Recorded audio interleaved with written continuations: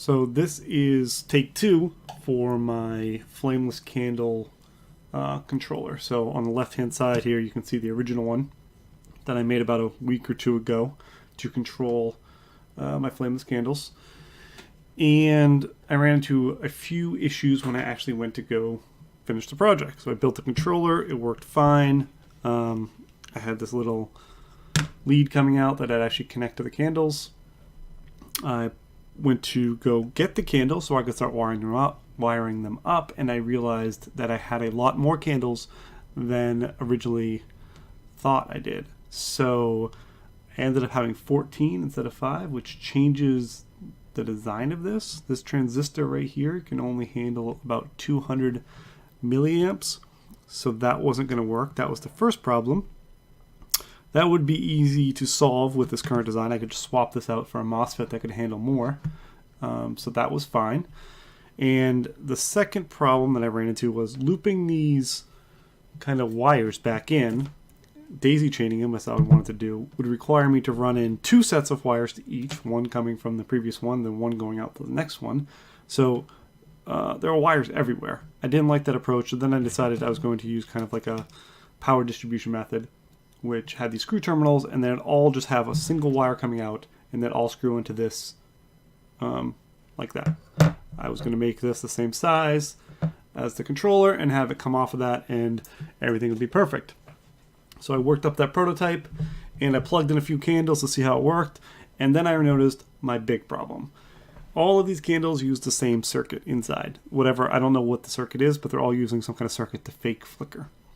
When I turn them all on at the same time, they all flicker at the exact same time. So in my test case, I had 5 candles lined up and they were all flickering exactly at the same time. Needless to say, that's not what I want. It looked horrible and it was very distracting. So my kind of plan went out the window. I had to go back to the drawing board, and I was debating what I want to do. Do I want to kind of put additional circuitry in the candles, like a 5x5 timer or some kind of circuitry? But then that went against my original goal. Was the candles could be reverted back to the original state pretty easily, and that would require 14 different chips going into these candles, which requires a lot more work, or seems like a lot more work. So then I went down the path of, okay, maybe I'll just have to control each individual candle separately, so then I can turn them on and off at different times, which would give me the different flicker rates. So that's kind of what Control Block V2 is. That's what's here on the right hand side. You can see it's about 3 times the original size, which isn't great, but it has a lot more going on for it. And in this design, what I ended up doing is, you can see there's the ESP chip right there in the center blinking, telling me that it's actually working. I lined up the screw terminals on the outside, and the case has holes on the side so all the candles can be screwed in individually. And what else is different? I mean, the chip that I ended up using, obviously there's not enough IO pins on the ESP to actually drive the candles, nor could it supply the current needed to do that. So I needed a different chip. This chip right here, this big chip, is the MCP23017. It is a 16-bit IO expander, and it uses I2C. So basically this allowed me to get 16 IO inputs just by using 2 pins from the ESP, which is I2C. So these 2 pins I attached to pin 4 and 5 on the ESP module, and that communicates. That's shown here in yellow. So these 2 pins are going down to this chip. They're going through a couple 4.7K resistors just to keep the line high. That's what you should do with I2C. And that communicates, and now with code I can tell which pin I want to turn on. Basically I'm just going to turn them on and off. I could elaborate the code and actually have them turn on individually, but right now I'm just going to keep the same MQTT command that I had before, just on and off, and the on will just delay when the circuits are actually being triggered on, which will then change the flicker. So that was great. So I got that IO expander, and I was excited I could just use that. And then I realized that while I'm in the data sheet, this maximum current out VCC right there is 150 milliamps. So that means that this chip, although it has 16 different IO pins on it, can actually drive or source 150 milliamps, which is way under what I needed, because now I have 14 of these candles times 20 is way more than the 150 that this allows. That means I couldn't drive them directly from the IO. So now I have an ESP, I have the IO expander, and now I needed something else to drive the candles. So I could go back to just using transistors, because a single transistor could easily drive the candle, which I think that's a 200 milliamp max, and the candles are 20, so that could easily do it. And I would have 14 transistors strung all around, which would work.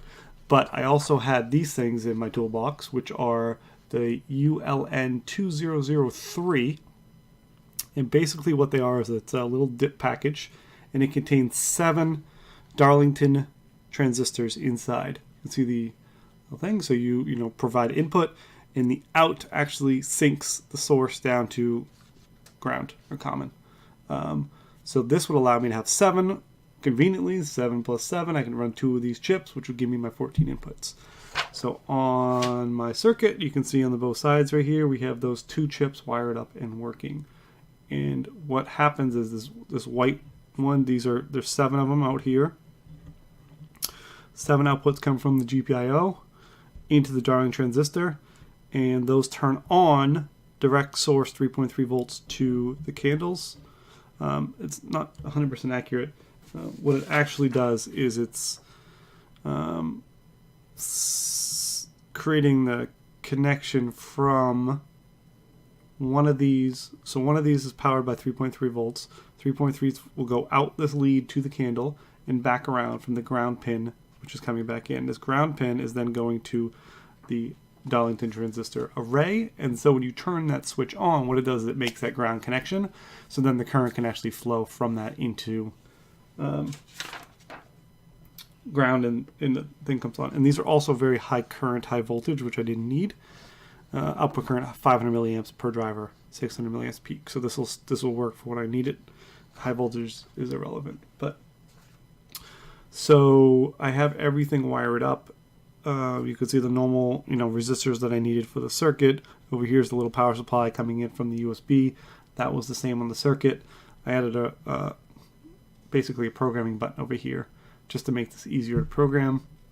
And I had one of these boards, actually I had 2 of them that I ordered from China a while ago that fit the ESP nicely, and then they break out some of the boards, and this worked out perfect. I had just enough space to do what I needed. I think it cost like a little over $1 to get it. So all these pins right now are active high, so if I hook up the candles to them, they will all work. So now I just have to basically change up the code a little bit to work with these IO inputs instead of just a single input or pin that I was using over here on this one, and then I'll be ready to go. So since this board is done, hardware is done, I'm going to work on the software a little bit, and then I'm going to go actually put it back up on the mantle, since it's been about 3 weeks since we haven't had them up there. And I will post a video of it in action. So the candles are all back on the mantle. You can see the control box is right there underneath that candle. It's pretty well hidden since it's black. And then all the wires are kind of just, tucked behind there, running to each candle. You can't see them from down here, so that's all that matters. And it's also tied into Home Assistant, which is what I use for home control. So Alexa, turn on the mantle candles. You can see they're all turning on slowly. That's what the software is on the control box does, so that they flicker at different rates. Doesn't look like the flickering is showing up that well on camera, but they all are flickering at different rates, which is what I expected. Now there's actually only 2, 4, 6, 8, 10, 12 candles up there. I broke 2, or I broke 1, and then this one right here isn't working anymore, so I don't know what happened with that. Alexa, turn off mantle candles. Alexa, turn off mantle candles. So that will shut it off. They will also go off with certain modes around the house. So Alexa, turn on relax. So relax, dim certain lights, and now that feature will also turn on the candles for us. That's used when we watch TV basically, so now it will add a little ambience. And then Alexa, good night. Sleep tight. And you can see it also shuts it off with the bedtime routine or the leaving routine. So finally, this project is now wrapped up and finished. Everything's active, everything's put together. Also, it's USB power, so it's plugged in over here, right on this NVIDIA Shield, which is why I did it, so I don't have to have another wall wart going. But so it works great. I explained all the components in the controller in the previous video. If you haven't watched that, go ahead, go back one video and watch that. It explains how I did this. And that's it.